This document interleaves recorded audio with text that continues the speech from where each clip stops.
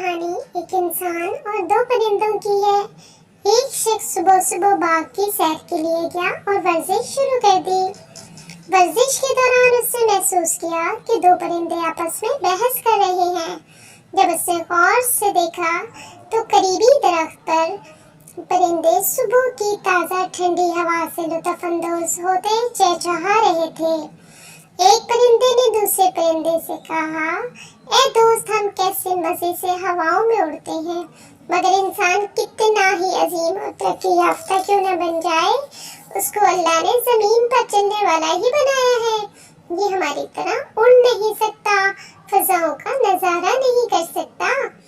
उस शख्स ने उनकी बात सुनी और कहा, ए हवाओं के बासी, अगर मैं तुझे एक बात कहूँ तो नाराज ना होना।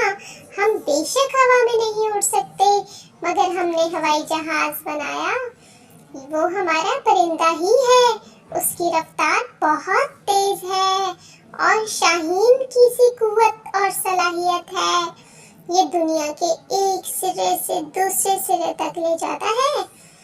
और तुम यूँ समझो कि इंसान ने मिट्टी और पानी से खुद अपना परिंदा बना लिया और जमीन से आसमान तक खुद उड़ता ही नहीं, अपने साथ साजो सामान भी उड़ा ले जाता है। ए नादान परिंदे, तेरी परवाज़ तो इसके मुकाबले में कुछ भी नहीं।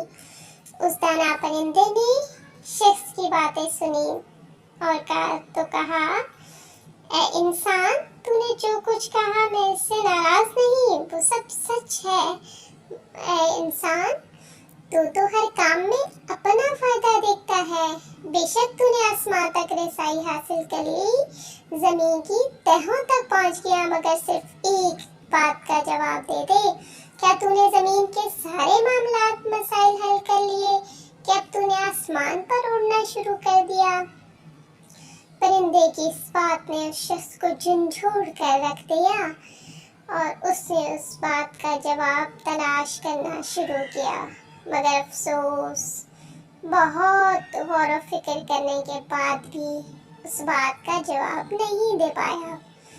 प्यारे बच्चों, इस कहानी से सबक मिलता है कि दूसरों के मामलात में दखल देने के बजाय खुद अपने मामलात को दुरुस्त किया जाए, तो फिर आप किसी को जो भी नसीहत करेंगे वो इस बात का असर भी लेंगे और अमल भी करेंगे।